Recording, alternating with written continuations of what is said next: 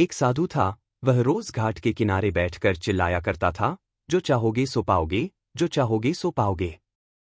बहुत से लोग वहां से गुजरते थे पर कोई भी उसकी बात पर ध्यान नहीं देता था और सब उसे एक पागल आदमी समझते थे।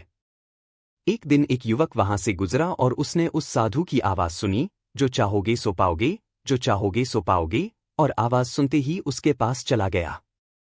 उसने साधु से पूछा, महाराज आप बोल रहे थे कि जो चाहोगे सो पाओगे, तो क्या आप मुझको वो दे सकते हो जो मैं जो चाहता हूं?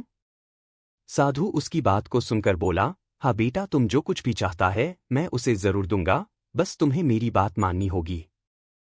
लेकिन पहले ये तो बताओ कि तुम्हें आखिर चाहिए क्या? युवक बोला, मेरी एक ही ख्वाहिश है, मैं हीरों का बहुत बड़ा व्यापारी बनना चाहता हूं। साधु बोला, कोई बात नहीं, मैं तुम्हें एक हीरा और एक मोती देता हूं, उससे तुम जितने भी हीरे मोती बनाना चाहोगे बना पाओगे। और ऐसा कहते हुए साधु ने अपना हाथ आदमी की हथेली पर रखते हुए कहा, पुत्र मैं तुम्हें दुनिया का सबसे अनमोल हीरा दे रहा हूं, लोग इसे समय कहते हैं। इसे तेजी से अपनी मुट्ठी में पकड़ लो और इसे कभी मत गंवाना, तुम इससे जितने चाहो उतने हीरे बना सकते हो। युवक अभी कुछ सोच ही रहा था कि साधु उसका दूसरी हथेली पकड़ते हुए बोला, पुत्र इसे पकड़ो, यह दुनिया का सबसे कीमती मोती है, लोग इसे धैर्य कहते हैं।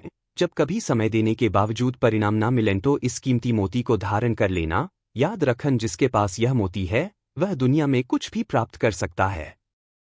युवक गंभीरता से साधु की बातों पर विचार करता है और निश्चय करता है कि आज से वह कभी अपना समय बर्बाद नहीं करेगा और हमेशा धैर्य से काम लेगा। और ऐसा सोचकर वह हीरों के एक बहुत बड़े व्यापारी के यहाँ काम शुरू करता है और अपने मेहनत और ईमानदारी के बल पर एक दिन खुद भी हीरों का बहुत बड़ा व्यापारी बनता है।